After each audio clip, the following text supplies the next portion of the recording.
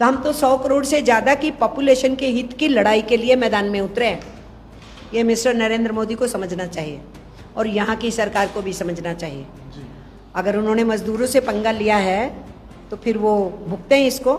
हम तैयारी पे हैं। 9 जुलाई को पूरे देश में हड़ताल होगी और बिहार में बंद होगा। अगर पॉलिटिकल पार्टीज भी सड़कों पे उतर रही हैं और मजदूर और किसान संगठन और खेत मजदूर भी सड़कों पे उतर रहे हैं तो बिहार बंद के अलावा फिर और कोई नारा बनता नहीं।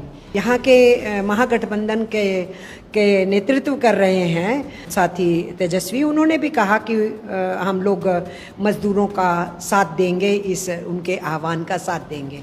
तो अगर सारा महागठबंधन जो मौजूदा सेंटर और स्टेट की गवर्नमेंट के खिलाफ है वो मैदान में उतरेगा तो बंद तो होगा फिर बिहार में। नमस्कार, दी आज़ादी देख रहे हैं आप। मैं Abhishek Kumar. All India Trade Union Congress के महासचिव अमरजीत कौर इन दिनों बिहार दौरे पर हैं। इस वक्त हमारे साथ हैं, बातचीत करते हैं। अभी प्रेस कॉन्फ्रेंस में इन्होंने आगामी 9 जुलाई को बिहार बंद का कॉल दिया है। हम इन्हीं संबंध में इनसे बातचीत करते हैं। क्या कहना चाहेंगे मैम, क्यों आप लोगों ने आगामी 9 जुलाई को बिहार बंद का? देखिए, 9 जुलाई को पूरे देश की हड़ताल का आह्वान है ट्रेड यूनियनों की तरफ से, और किसान संगठनों ने और खेत मजदूर संगठनों ने भी ग्रामीण क्षेत्र में खासी मोबिलाइजेशन करके इस हड़ताल के साथ जुड़ने का फैसला किया है।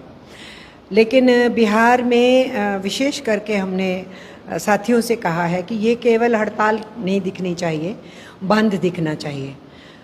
एक तो चुनाव आ रहे हैं और केंद्र सरकार राज्य सरकारों को कह रही है कि जो लेबर कोड हम लागू नहीं कर पाए, तुम अपने राज्य के अंदर उनमें चेंजेस ला के स्टेट के कोड लॉज जो हैं, श्रम कानून जो हैं, उसमें तब्दीली करो। तो लाजमी है, ये गवर्नमेंट तो बीजेपी के साथ चल रही है जो बिहार की है, तो इनको बताना ज़रूरी है कि हम ये कबूल करने वाले नहीं हैं। दूसरे, बिहार के पास झारखंड के अलग हो जाने के बाद से ज़्यादातर नेचुरल रिसोर्सेज तो उधर चले गए। यहाँ एक बरौनी रिफाइनरी बचा था, पाइपलाइन का एरिया, और फिर उसके साथ साथ थोड़ा बहुत एनटीपीसी एक आधा प्लांट। तो बिहार उस मामले में, पब्लिक सेक्टर के मामले में कमज़ोर हिस्सा है। तो एक ही पब्लिक सेक्टर है, उसके ऊपर केंद्र सरकार ने हमला किया और बिहार सरकार उसमें भागीदार बनी हुई है।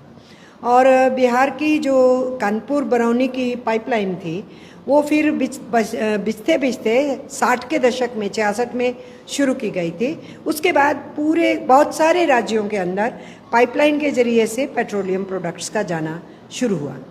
तो उसका हेडक्वार्टर जो था वो बरौनी में बनाया गया। अब बरौनी में ही रिफाइनरी है, बरौनी में हेडक्वार्टर बनाया गया। उसके